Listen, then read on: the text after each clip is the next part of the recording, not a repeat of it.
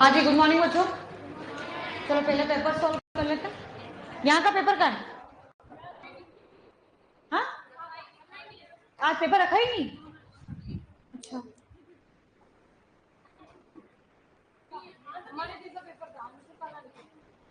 हाँ तो अच्छा, उसमें आंसर क्यों नहीं हुई? हाँ जी, चलो पहला क्वेश्चन है, पुष्पीय पात्रों में बिना निषेचन के बीज बनना कौन सी प्रक्रिया है? असंजनन। निम्नलिखित में से किसमें परागण हमेशा ऑटोगेमी होगा? अनुन्मील्य परागण। प्लूम्यूल एक सुरक्षात्मक आवरण है जो किसमें ढका रहता है? पॉलीपेल। पास है प्लूम्यूल, पास है पटाइल, ऐसे याद किया था अपन, ठीक है। इसमें आया आंसर, आया तुम्हारे? किया तुमने? आंसर थर्ड आया। मक्का के दानों में एल्यूरोन परत की विशेष परत प्रोटीन की बनी होती है। द्विबीजपत्री पात्रों के सामान्य भ्रूण कोश में केंद्र का विन्यास 3+2+3। एल्बुमिन रहित बीज होंगे मटर। एल्बुमिन रहित मतलब भ्रूण कोश रहित, और भ्रूण कोश रहित तो किसमें होंगे? द्विबीजपत्री यानी मटर में। अरंडी तो अपवाद था। तंतु रूपी समुच्चय का कार्य क्या है? पराग नलिका के प्रवेश का मार्गदर्शन। सजात पुष्पीय परागण, एक ही पादप के दो पुष्पों में परागण। एक पुष्प का निषेचन उसी पादप के दूसरे पुष्प के साथ, हाँ दूसरे पुष्प के परागण के साथ, ठीक है ना, वो तो एक ही होगा। नारियल का पानी क्या है भाई? भ्रूणपोष। हाँ, निम्नलिखित में से कौन सा कथन सही है? परागकण का कठोर आवरण अंतःचोल कहलाता है, गलत है। बीजाणु जन्म तक अगुणित होता है, गलत है। अंतःशिशम लघु बीजाणु बनाएगी, बिल्कुल गलत। टेपिटम विकासशील परागकणों को पोषण देगा, ये सही है, ठीक है।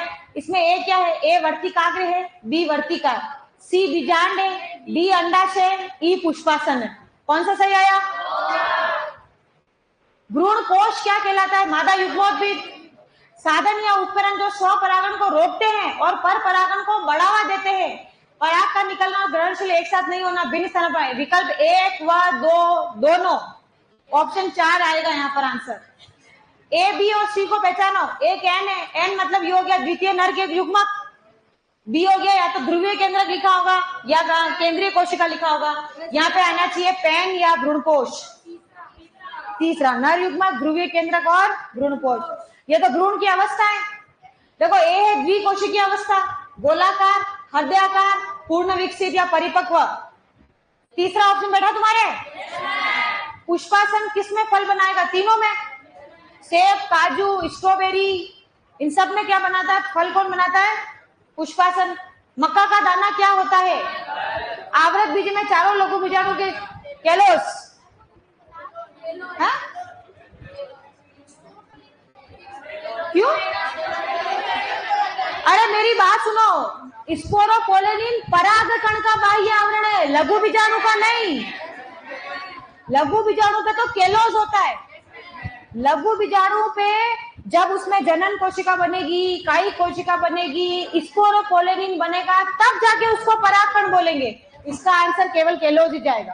कितनों ने केलोस किया हैंड आउट, और कितनों ने स्पोरोपोलेनिन किया ईमानदारी से? अच्छे, निम्नलिखित में से किसमें बीजांडकारी कोशिकाएं? ये तो अपने सिट्रस और आम। बीजांड का आभासी भ्रूण बनाती, बहुभ्रूणता, इनडायरेक्टली बहुभ्रूणता पूछो इन्होंने। ध्यान पूर्वक पढ़ो, पढ़ो भाई।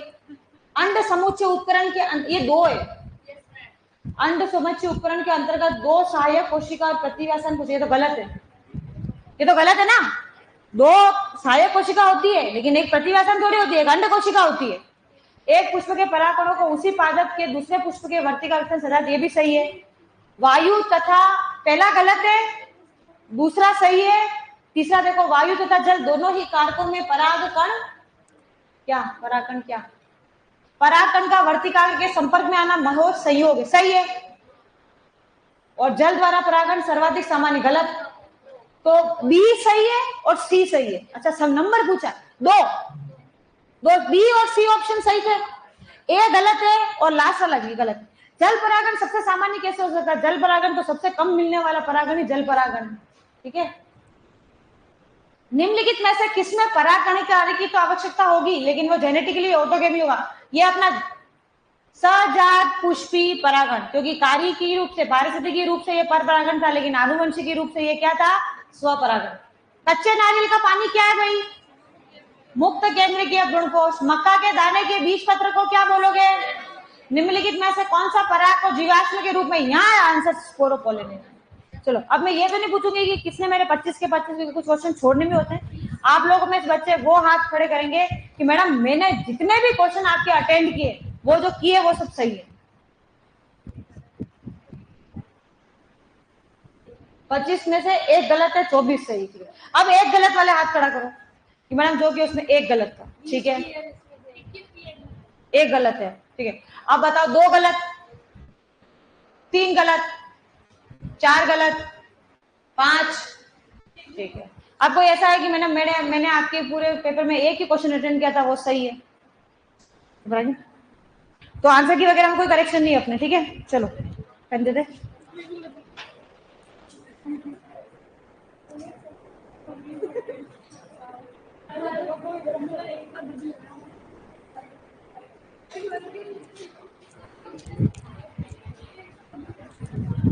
हाँ बच्चों जी, आपने कहाँ पहुंचे अपन? विकास चैप्टर में देखो जल्दी।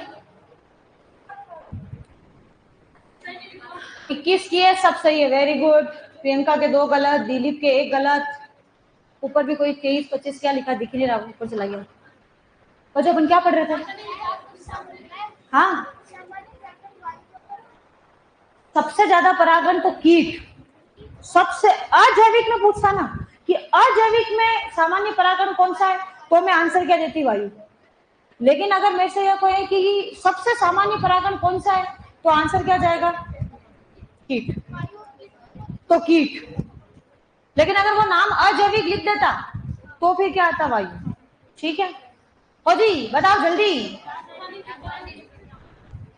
रासायनिक विकास खत्म हो गया था, बाकी था, यूं तो बोलो। ठीक है, हो गया लास्ट।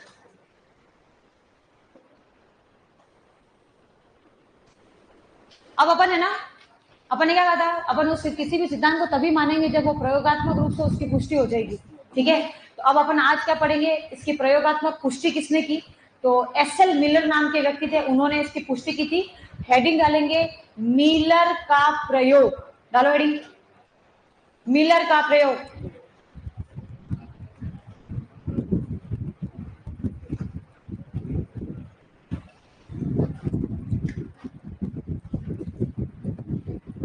मिलर का प्रयोग भयंकर रूप से क्वेश्चन आते हैं इसमें से।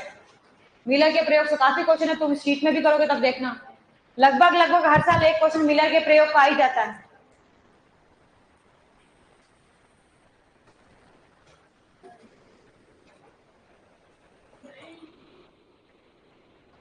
कौन है भाई यहाँ पे? सरोज है? CS4 में मैम मास्टर ऑफ एनसीईआरटी की कौन सी कॉपी लानी है? मैंने एक दिन क्लास में बहुत अच्छे से समझाया था कि कौन सी बुक लानी है, किताब उठा उठा के दिखाई थी, मैंने कहा ये वाली किताब लेके आनी है भाई, नहीं बताई थी? मास्टर ऑफ एनसीईआरटी की कौन सी वॉल्यूम बुक लानी है? कोई बात नहीं, ये इनको अभी यही नहीं पता सीयूटी का सिलेबस क्या है, इसलिए वॉल्यूम 2 ही लानी है बच्चों। एनसीईआरटी, मास्टर ऑफ एनसीईआरटी की कौन सी लानी है अपन को? वॉल्यूम 2। और ये बात ये बच्चा लगभग हर टीचर से पूछता होगा। ओके, मिला का प्रयोग करने वाली समझो। पहले तो लिखो, 2 लाइन लिखो, फिर प्रयोग बताती हूँ। इन्होंने रासायनिक विकास के सिद्धांत का समर्थन किया। इन्होंने रासायनिक विकास के सिद्धांत का समर्थन किया।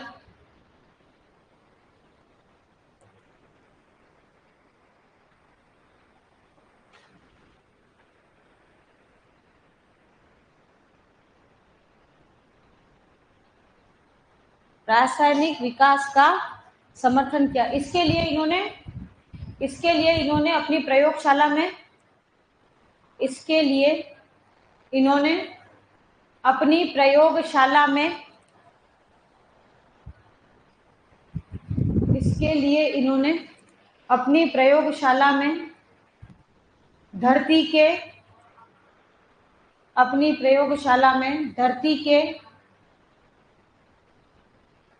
आरंभिक वातावरण, धरती के आरंभिक वातावरण को निर्मित किया, धरती के आरंभिक वातावरण को निर्मित किया।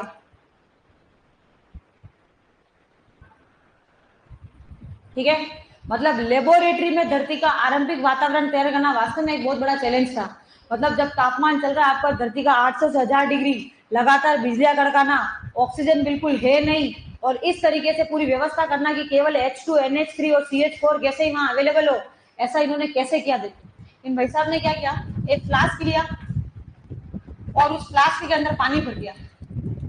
ठीक है, महासागर का निर्माण किया ना, तो पानी भर दिया और उस पानी के नीचे बर्नर लगा दिया बेटा। जो ये क्या है, बर्नर, बर्नर समझते हो, ये बर्नर लगा दिया। ठीक है, अब इस फ्लास्क का कनेक्शन एक दूसरे फ्लास्क से किया, ऐसा एक दूसरा फ्लास्क था। ओके, इस फ्लास्क में इन्होंने 3 गैसें भरी, कौन सी? H2, NH3 और CH4, 3 गैसें भरी, क्योंकि वायुमंडल में ये गैसें थी उस समय। इन गैसेस का रेशियो रखा इन्होंने 2:1:2,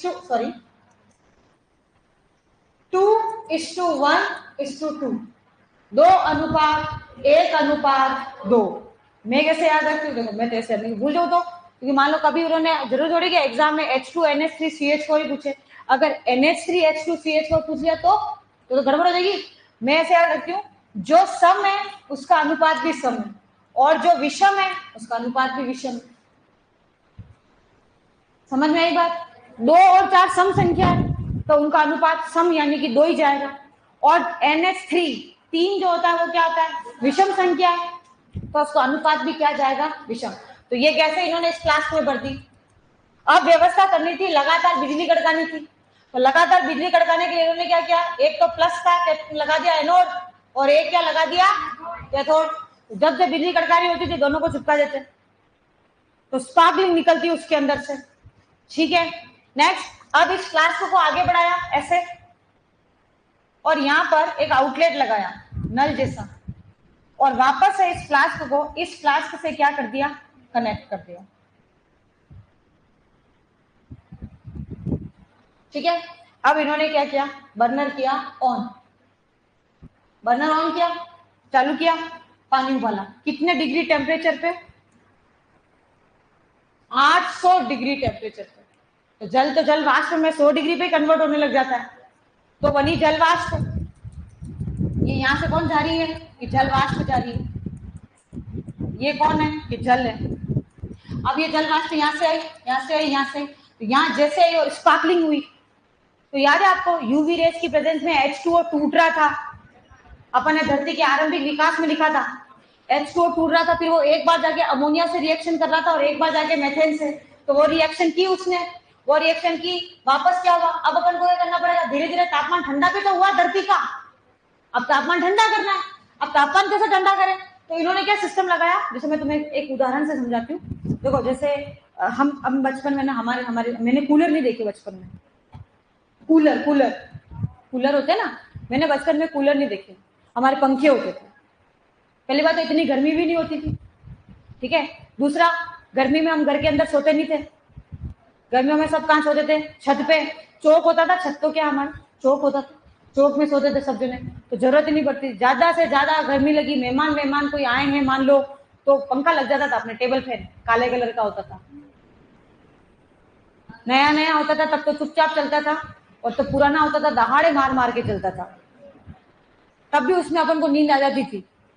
तो अब उस समय क्या होता था, दिन के टाइम पे तो अपन बाहर नहीं सो सकते ना, दिन के टाइम पे वो जैसे ज्यादा, मेरे पापा क्या करते थे, अपने ये जो बोरियां नहीं होती, बोरियां ये छत पे डालते थे, गीली करके, मतलब वो बोरियां वो पड़ी रहती थी, और जैसे सूख गई तो नली होती है पानी की नली, उस पानी की नली से उन बोरियों को क्या कर देते, गीला, तो छत ठंडी, ज्यादा गर्मी कहाँ से, छत से तो आती है, तो छत क्या हो जाती ठंडी, तो पंखा भी एकदम ठंडी हवा देता। अब वो क्या ना, पानी घर के अंदर थोड़ी आया, लेकिन फिर भी कमरे का एनवायरनमेंट कैसा हो गया, ठंडा हो गया, क्योंकि हमने पानी उस कमरे से बाहर ही रखा। आप यूं सोचो कि मान लो ये रूम में अपन को गर्मी लगे और बाहर से एक ऐसा सिस्टम हो कि ये पूरा कमरा कांच का हो और बाहर की तरफ एक कांच और हो, लेकिन दोनों कांच के बीच में गैप हो और उस एक गैप में हम यहाँ से ठंडा पानी चलाएं, तो वो ठंडा पानी यो घूम के यो घूम के यो घूम के यहाँ बाहर निकल जाए, तो कमरा ठंडा होगा कि नहीं होगा? चिल्ड हो जाएगा थोड़ी देर में, होगा। यही काम इन भाई साहब ने किया। इन्होंने क्या किया, पानी का एक आउटलेट दे दिया और एक इनलेट, यहां से पानी अंदर जाता, यहां से होके और यहां से पानी वापस क्या आ जाता, बाहर। कि मतलब ऐसे भी तो कर सकते थे तो आसान रहता, नहीं ऐसे करते ना पानी तो यहाँ कांटेक्ट में कम रहता, वो फटाफट नीचे उतर जाता। उल्टा भेजा ना तो वो ज्यादा देर कांटेक्ट में रहा, तो यहाँ से एक तरफ से गर्म पानी ठंडा पानी जाता और दूसरी तरफ से गर्म पानी बाहर। पानी अंदर जा रहा है क्या? नहीं। अब क्या होता, यहाँ पर टेम्परेचर कम हुआ, टेम्परेचर कम हुआ तो ये जो गैसेस थी वो यहाँ पर आके किसमें बदली, द्रव में। वो द्रव वापस यहाँ जाता, यहाँ मिक्स हो जाता, फिर यहाँ चलता। ऐसा इन्होंने 7 दिन तक चलाया। कितने दिन तक? 7। चालू कर दिया, यहाँ से कहा नहीं, गोल गोल घूमते रहो, गोल गोल घूमते रहो, गोल गोल घूमते रहो। 7वें दिन उन्होंने पाया कि इस प्रयोग में जो द्रव अंदर चल रहा है उसका रंग चेंज होने लग गया। तो उन्होंने क्या किया, ये नल खोल के और एक टेस्ट ट्यूब में इसका क्या निकाल लिया, एक सैंपल निकाल लिया, एक सैंपल निकाल लिया और उस सैंपल की स्टडी की तो वो आश्चर्यचकित रह गए। उनको उस सैंपल में क्या मिला, जबकि एमिनो एसिड तो डाले ही नहीं गए थे। अब एमिनो एसिड बन गए तो प्रोटीन भी बन जाएंगे, अगर लगातार चलने दिया तो प्रोटीन बन गए, धीरे धीरे कार्बोहाइड्रेट बनेगा, वसा बनेंगे, धीरे धीरे इसमें माइक्रोब्स आर्की बैक्टीरिया बन जाएगा, आर्की बैक्टीरिया से धीरे धीरे साइनो बैक्टीरिया बन जाएंगे, फिर इस पूरे एक्सपेरिमेंट में पादप उगने लग जाएंगे, फिर इस एक्सपेरिमेंट में जंतु आ जाएंगे, एक दिन डायनासोर आ जाएगा और एक दिन बच्चे पैदा हो जाएंगे तो हम कहेंगे टेस्ट ट्यूब बेबी हो रहे हैं, ऐसे। फिर अपन निकालेंगे नल खोल के, अरे देखो टेस्ट ट्यूब बेबी, विकास हो गया। ये देखो टेस्ट ट्यूब भैंस, टेस्ट ट्यूब घोड़ा गधा, टेस्ट ट्यूब डायनासोर, है ऐसा होगा क्या? नहीं होगा।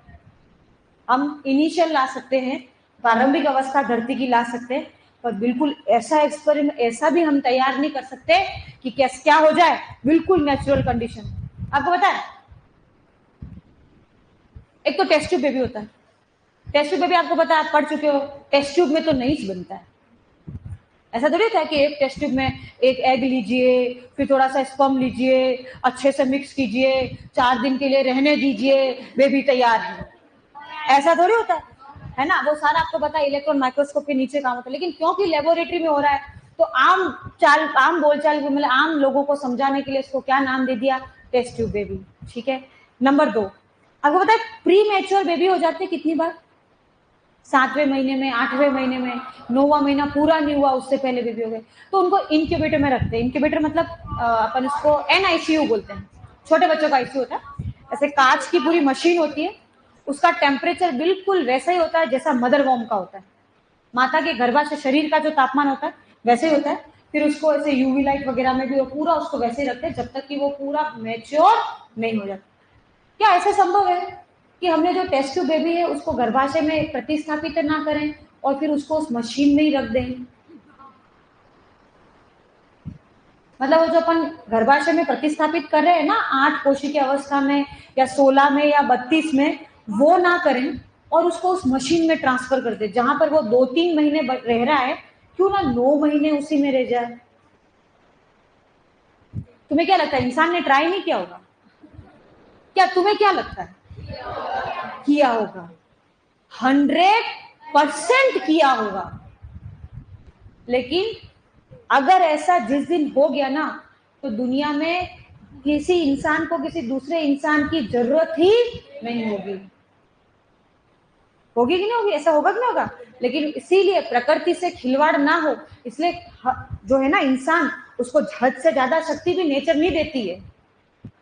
तो अब अपन ने, मेरी बात सुनो, हमने यहाँ पे जैसे मिलर साहब ने टेस्ट ट्यूब में एमिनो एसिड बना लिया, क्योंकि ये क्वेश्चन एक बार मेरे पास ऐसे आया था ऑनलाइन कि क्या मैडम इस प्रक्रिया को हम साल भर चलने दे तो जंतु और पादप भी पैदा हो जाएंगे क्या?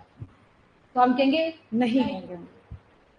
अब बच्चे, हुआ क्या, जैसे ही इनको एमिनो एसिड मिला तो लोगों ने देखा अरे यार ये प्रयोग तो सफल हो रहा है, तो अन्य वैज्ञानिकों ने भी क्या कर दिया, समान प्रयोग करना चालू कर दिया। तो किसी को बेटा वर्णक मिल रहे हैं, किसी को लिपिड मिल रहा है, किसी को कार्बोहाइड्रेट मिल रहे हैं, है कि नहीं? जैसे अपने नहीं होता एक चीज, एक नहीं होता इंस्टाग्राम पे एक रील फेमस हो गई तो बेटा सब गाने रील उसी गाने पे बन रही है, अभी रील खोलो इंस्टाग्राम खोलो सब तोबा तोबा तोबा तोबा करते दिखाई देंगे वहां पे। सेम उस टाइम पे ये था, जैसे ही एक प्रयोग सफल हुआ बाकी सारे वैज्ञानिक हाथ धो के इसी प्रयोग के पीछे पड़ गए, जो मिलर ने किया वो सब कर रहे हैं। तो किसी को वर्णक मिल रहा है, किसी को ग्लूकोज मिल रहा है, किसी को वसी अम्ल मिल रहा है, किसी को क्या मिल रहा है, इससे बिल्कुल ये तय हो गया और ये सिद्ध हो गया कि जीवन की उत्पत्ति रसायन से ही हुई है, क्योंकि इसमें तो हमने रसायन ही डाला था। ठीक है बेटा, चलो ये डायग्राम बना लो, इस डायग्राम में ही सब कुछ है, सारे क्वेश्चन इस डायग्राम में से आएंगे। जैसे मिलर पूछा था कि मिलर ने जब प्रयोग किया, क्वेश्चन कौन कौन से आए सीयूटी में देख लो, मिलर ने जब प्रयोग किया उस समय उसका तापमान कितना था, 800 डिग्री। फिर एक ये पूछा था कौन कौन सी गैसें लिए, एक बार पूछा था किस अनुपात में लिए, एक बार पूछा था कि प्रयोग में क्या मिला उनको, लास्ट में अमीनो अम्ल मिला। चलो लिखो, मैं एक लाइन यहाँ लिख रही हूँ।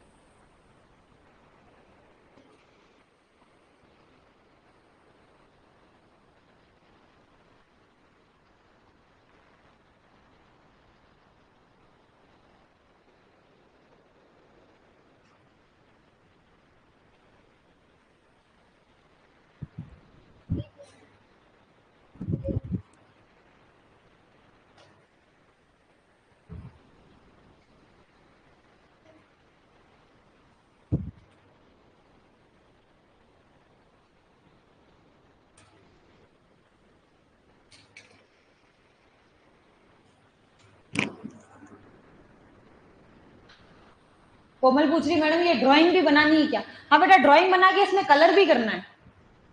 इसको ड्राइंग नहीं बोलते हैं, इसको क्या बोलते हैं, डायग्राम। और ये बनाना ही है, 100% बनाना है।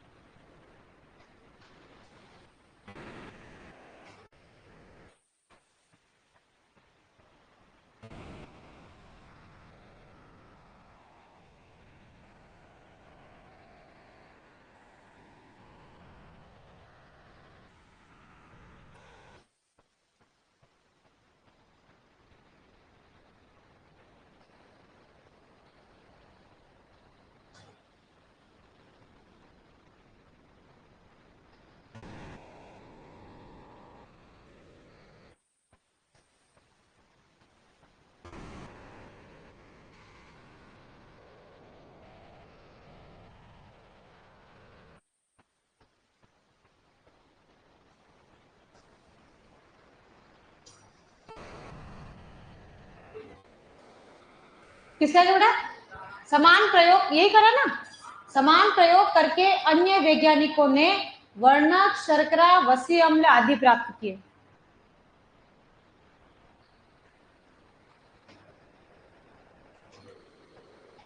हाँ बेटा, वो वॉल्यूम 2 बायो की भी लानी है, और केमिस्ट्री वाले टीचर ने बोला तो केमिस्ट्री की भी लानी है आपको। बायो की नहीं, ये ऑनलाइन वाले बच्चे पूछ रहे हैं।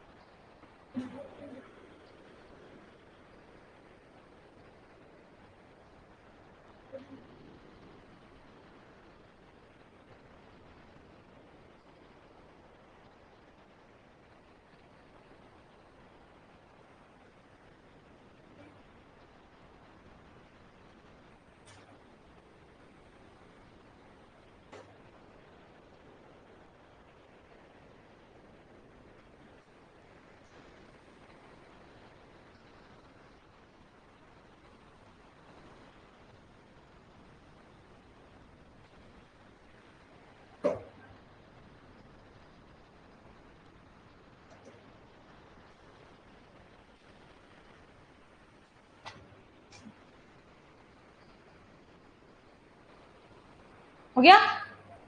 चलो, तो इसी के साथ अपना जो धरती पर जीवन का विकास, ये वाला टॉपिक जो है वो क्या हो गया बेटा? खत्म। और अब देखो नीचे क्या लिखा है, रासायनिक विकास के बाद अपन ने टॉपिक क्या लिख रखा है इंडेक्स में? कार्बनिक विकास। देखो वही है, डालो हेडिंग कार्बनिक विकास।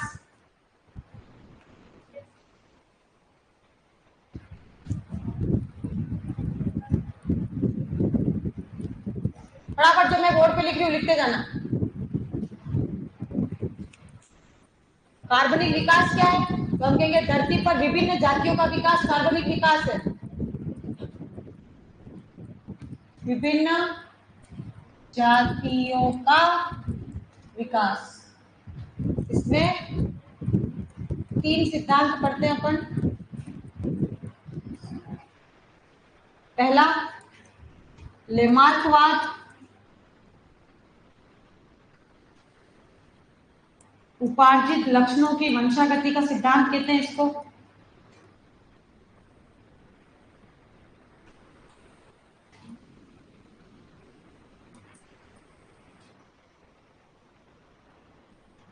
दूसरा डार्विनवाद, डार्विन नाम तो सुना होगा, लेमार्क का नहीं सुना होगा तो डार्विन तो सुना ही होगा। ये भी सुना ना लेमार्क भी, ये वही है भाई साहब, वो जिराफ की गर्दन लंबी क्यों हुई और प्राकृतिक वर्ण का सिद्धांत।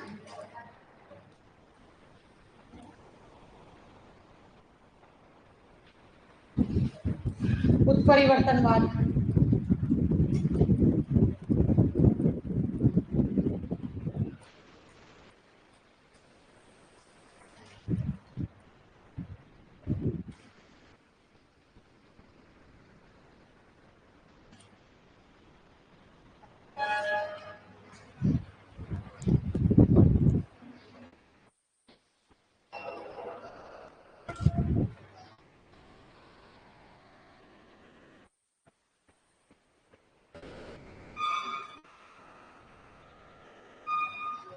H2O के नीचे क्या लिखा है?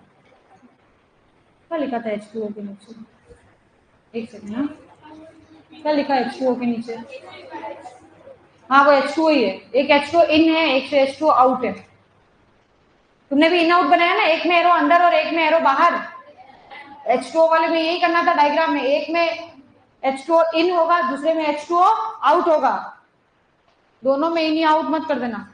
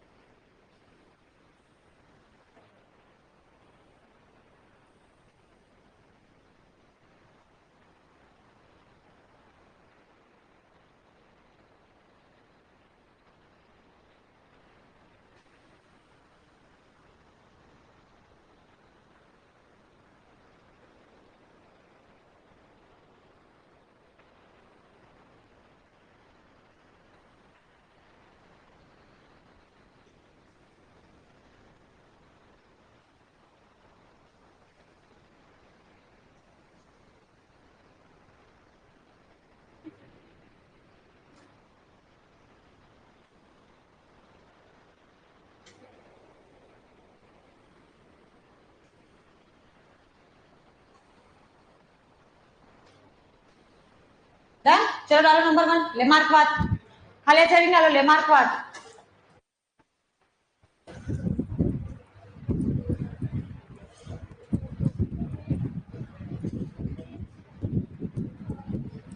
इनका पूरा नाम था जीन बेप्टिस्ट डी लेमार्क, लेकिन अपन खाली डी लेमार्क याद रखेंगे। लिख लिया? डी लेमार्क याद रख लो। अब आराम से सुनो। तुम्हें याद है हमबोल्ट नाम, वो जिन्होंने कीचड़ से जीवन बनाया था? हंसी आई थी उस बात पे? तो ये समझो वो तो खाली ट्रेलर था, पिक्चर लेमार्क साहब ने दिखाई थी। पिक्चर बाकी क्या, पूरी बाकी है। वो तो एक क्लिप थी कि साइंटिस्ट कैसे कैसे सोच सकते हैं। खतरनाक वाला किसने सोचा है भाई साहब? लेमार्क। अब तुम क्या कहते हो? हाँ, क्या कहते हो, दिल थाम के सुनो कि लेमार्क साहब ने क्या बोला था। ठीक है, हाँ सुनो। देखो लेमार्क साहब कहते हैं कि वातावरण में निरंतर परिवर्तन आ रहा है। बिल्कुल, इस बात को तो हम मानते हैं कि वातावरण निरंतर। अभी मैंने थोड़ी देर पहले बोला कि हमारे उस टाइम पे इतनी गर्मी नहीं पड़ती थी, है ना। मैक्सिमम टेम्परेचर ज्यादा था उस समय उदयपुर का 35-40 यूं। अब तो 50 तो आज बहुत ही कॉमन है। 50 पहले जैसलमेर में ज्यादा, 50 यूं उदयपुर में हो रहा है। ऐसे जैसलमेर में पहले कभी बारिश नहीं होती थी, लो अब बारिशें हो रही है। जोधपुर में इतनी बार, पहले जोधपुर कहाँ इतनी बारिश होती थी उस समय? इतने मारवाड़ की तरफ, मतलब ये जो रेगिस्तानी इलाके, वहां इतनी बारिश नहीं होती थी। और अब देखो आप, भयंकर बारिश हो रही है। तो वातावरण में निरंतर परिवर्तन आ रहा है। लेमार्क साहब की बात को हम ये मानते हैं। अब वो कहते हैं कि वातावरण में निरंतर परिवर्तन के कारण जीवों को नए नए अनुकूलन की आवश्यकता महसूस होती है। तेरे को सुनाई दे रहा है जो तू कूलर के सामने बैठी है? जो बोल, मैं क्या बोली अभी?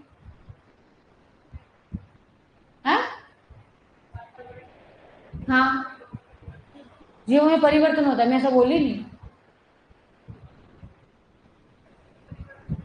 जीवों में नए नए अनुकूलन की आवश्यकता महसूस होती है। जीवों को यह महसूस होता है कि यार वातावरण में ये चेंज आ रहा है, तो मेरी बॉडी में उसके हिसाब से ये चेंज आना चाहिए। समझ में आ रही बात? जैसे जैसे और ये आवश्यकता केवल जंतुओं की नहीं, पादपों की, कवक की, बैक्टीरिया की, सबकी है।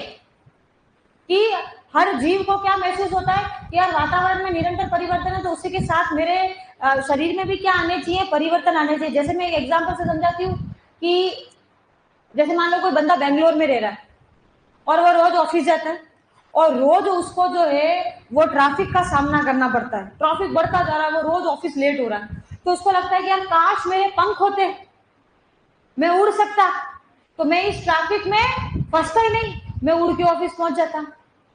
अगली बात सुनो लेमार्क की। चलो ये तो अब सबको ही, में से हमको भी लगता है यार मैं टीचर हूँ, काश मेरे 2 आंखें पीछे भी होती तो एग्जाम ड्यूटी में बढ़िया रहता। सामने देख जो चल रहे हो तो भी देख पा रहे हो, और उल्टे चल रहे हो तो भी देख पा रहे हो। ऐसे अब आपसे तो सबको महसूस होती है भाई, है कि नहीं? अब लेमार्क साहब कहते हैं कि प्रत्येक जीव में एक ऐसा आंतरिक जैविक बल है जिससे वो उस अनुकूलन को बना सकता है, उस अंग को बना सकता है। मतलब आप जो चाहो वैसा अपने शरीर को बना सकते हो। मतलब वो बंदा जो है आंख बंद करके बोले ओम ग्लीम क्लीम चामुंडा विचार, मेरे पंख उगाए, और उसके पंख उग जाएंगे। और सुनो, अभी सुनो, लेमार्क साहब कहते हैं कि ये जो लक्षण है, जो उपार्जित है, ये तो उपार्जित लक्षण ही हुए, ये जन्मजात थोड़ी है। ये जो उपार्जित लक्षण है वो ना केवल उस जीव में आएंगे बल्कि अगली संतति में भी स्थानांतरित होंगे।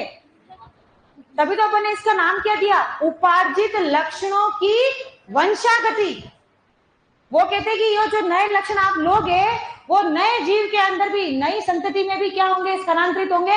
जैसे कि मान लो कि वो बेंगलोर वाला बंदा कल को शादी करेगा तो उसके बच्चे फड़फड़ाते पैदा होंगे, पंख सहित। अरे तो नई जाति बनी कि नहीं बनी? अपन कार्बनिक विकास में क्या पढ़ रहे हैं कि नई जातियां कैसे बनती? तो नई जाति बनी कि नहीं बनी? मनुष्य की वो जाति जो उड़ सकती है, बन गई नई जाति।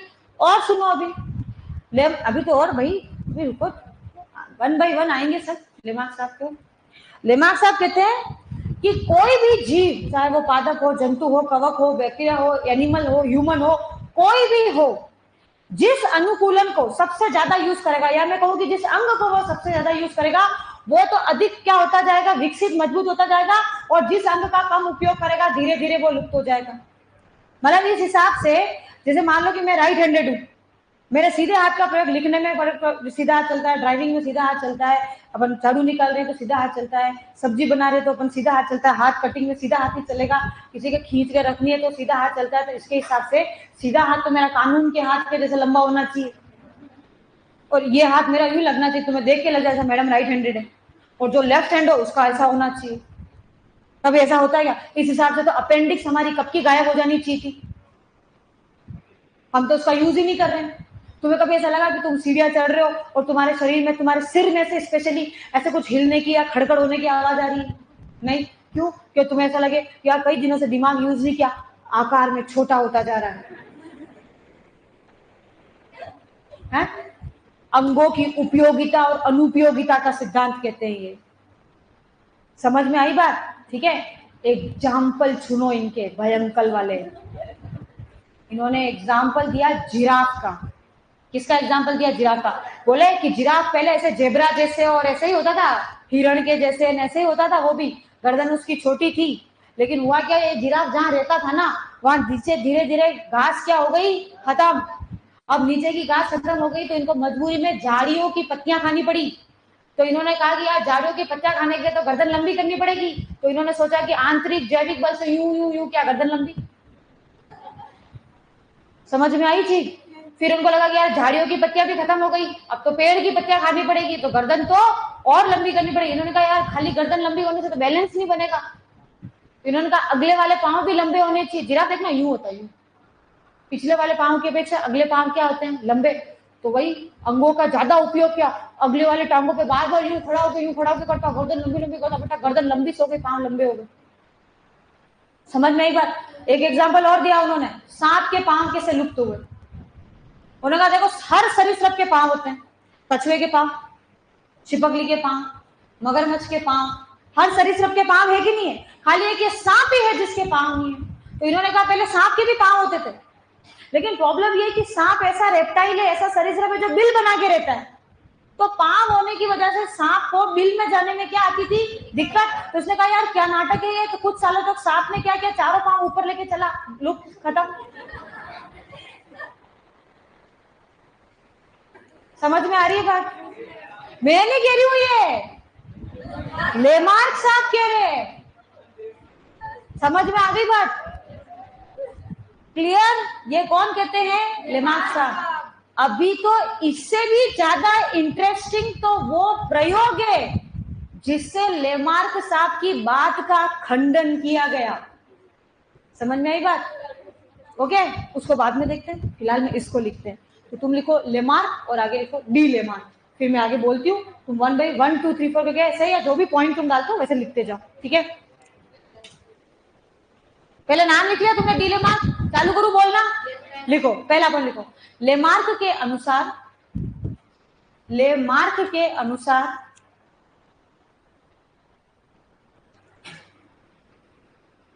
वातावरण में निरंतर परिवर्तन के कारण, लेमार्क के अनुसार वातावरण में निरंतर परिवर्तन के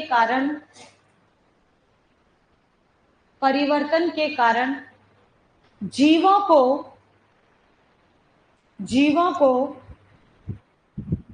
नए अंगों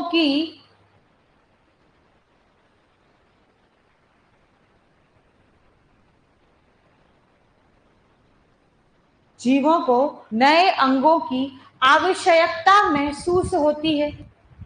जीवों को नए अंगों की आवश्यकता महसूस होती है।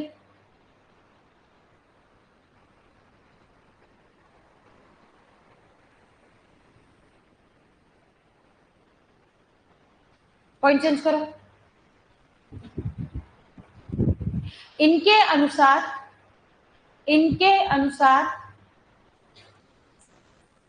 प्रत्येक जीव में, इनके अनुसार प्रत्येक जीव में एक ऐसा आंतरिक जैविक बल है, प्रत्येक जीव में एक ऐसा आंतरिक जैविक बल है जिससे जिससे जीव उस नए लक्षण को जिससे जीव उस नए लक्षण को उत्पन्न कर सकता है, जिससे जीव उस नए लक्षण को उत्पन्न कर सकता है। ब्रैकेट में लिखो उपार्जित लक्षण। वो लक्षण क्या कहलाएंगे? उपार्जित लक्षण।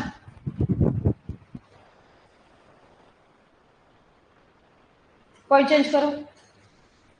जीव जिस अंग का अधिक उपयोग करता है, जीव जिस अंग का अधिक उपयोग करता है वह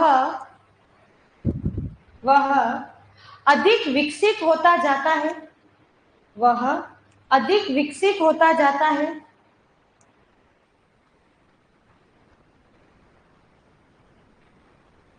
तथा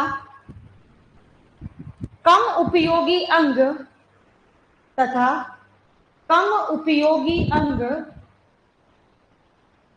धीरे धीरे तथा कम उपयोगी अंग धीरे धीरे लुप्त हो जाता है तथा कम उपयोगी अंग धीरे धीरे लुप्त हो जाता है। ठीक है, ये हो गया लेमार का सिद्धांत। एग्जाम्पल लिखो। एग्जाम्पल, जिराफ की गर्दन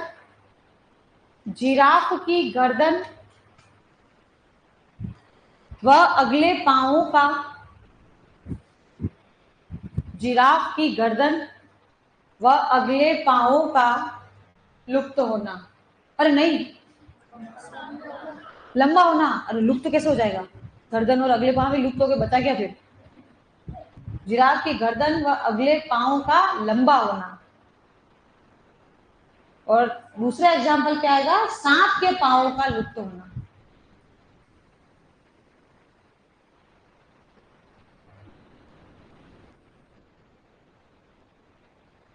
पांव का लुप्त होना। हेडिंग डालो। डार्विन बात मत डालना हेडिंग, इसी का प्रयोग पढ़ रहे हैं। हेडिंग डालेंगे बच्चा। विज मेन के जनन द्रव्य का सिद्धांत। जनन द्रव्य जिसको इंग्लिश में जर्म प्लाज्म कहते हैं। और अपने कल वो आंसर की पे करेक्शन रह गए थे ना उस दिन, तुम लेके आए? और क्वेश्चन भी टिक करवाने थे। पहले वो कर लेते हैं। लो बुक दो। मैं पहले तो आंसर की पे करेक्शन करो, बुक तुम्हारे पास ही रखो।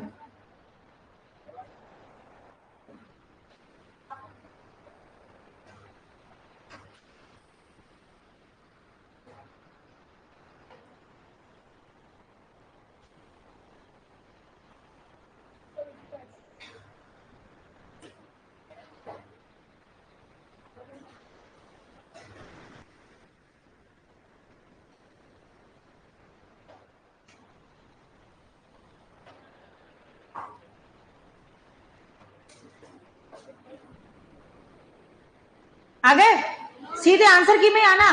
क्वेश्चन वाले करेक्शंस तो हो गए परसों, डायरेक्ट आंसर की में आ जाना। इवोल्यूशन वॉल्यूम 2 में इवोल्यूशन पे आ जाओ, डायरेक्ट आंसर की पे।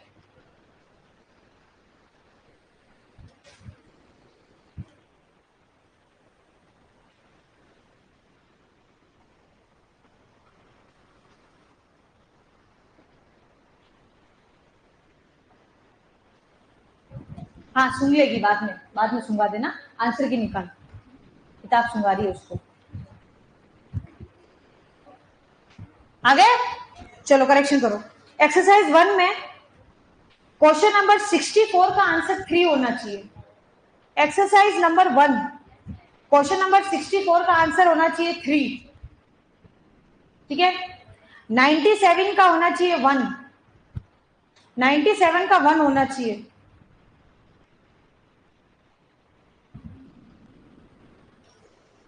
फिर 136 136 का 1 होना चाहिए, 136 का 1 होना चाहिए, और 147 का 1 होना चाहिए। 136 का भी 1 होना चाहिए और 147 का भी 1 होना चाहिए। 147 147 का 1 होना चाहिए। अब आता है एक्सरसाइज 2। एक्सरसाइज 2 का क्वेश्चन नंबर 21 21 का आंसर 3 होना चाहिए। एक्सरसाइज नंबर 2 में क्वेश्चन नंबर 21 का आंसर 3 होना चाहिए और 37 का 3 होना चाहिए। 37 का भी 3 होना चाहिए। एक्सरसाइज 3 में आओ। एक्सरसाइज 3 में क्वेश्चन नंबर 7 का आंसर 3 होना चाहिए। एक्सरसाइज 3 में क्वेश्चन नंबर 7 का आंसर 3 होना चाहिए और 19 यानी 19 का आंसर भी 3 होना चाहिए। एक्सरसाइज 4 32 का आंसर 3 होना चाहिए। 32 का आंसर 3 होना चाहिए। 35 का आंसर 4 होना चाहिए। 37 का आंसर 1 होना चाहिए और 50 का आंसर 3 होना चाहिए, 3 होना चाहिए। अब वो बुक दो जिसमें मैंने परसों क्वेश्चन मार्क किए थे, डीपीपी और दोनों। तूने कर लिया? अभी जो बोले मैंने आंसर की में करेक्शन कर लिया। हाँ बेटा, पहले डीपीपी निकाल लो।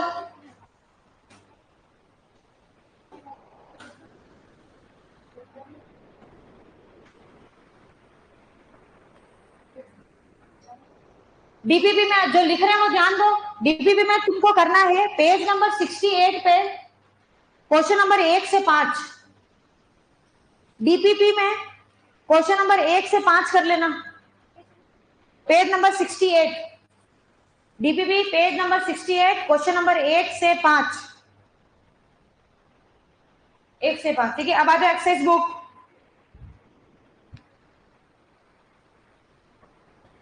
Page number 63, exercise book volume 2 page number 63। बोलो। 1 से लेके 14 तक सारे, 1 से 14। ठीक है, फिर 16, 15 मत करना। 16 17 18 19 20 21 22 23 तक सारे, 16 से 23 तक सारे। ठीक है, फिर आ जाओ एक्सरसाइज 2। नहीं, एक्सरसाइज 2 नहीं, पेज नंबर 70 पे और है, 70 पेज नंबर पे और है क्वेश्चन। 70 पेज नंबर पे 118 से 121, 118 से 121। फिर इधर पास वाले पेज पे 140, 141। अब आ जाओ एक्सरसाइज 2। एक्सरसाइज 2 में कोई भी क्वेश्चन नहीं करना है। एक्सरसाइज 3, एक्सरसाइज 3 में पेज नंबर 77 पे आओ डायरेक्ट। तुम तो पेज नंबर 77 पे क्वेश्चन नंबर 12 कर लेना। क्वेश्चन नंबर 12 पलटो, पेज पलटो 17, 12 के बाद 17। ठीक है, अब एक्सरसाइज 4, एक्सरसाइज 4 में क्वेश्चन नंबर 2 5 पलटो, 8 9 10 18 23 26 30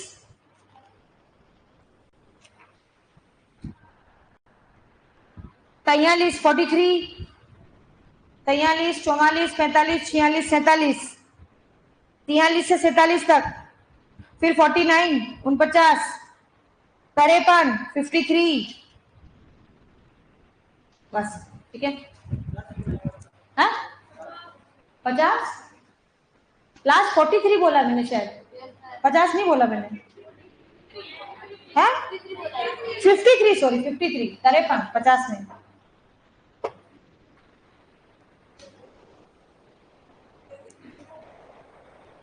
क्या करूं? विजमेन का प्रयोग समझाऊं? कल करते विजमेन का प्रयोग, है ना, 2 मिनट में होगा भी नहीं।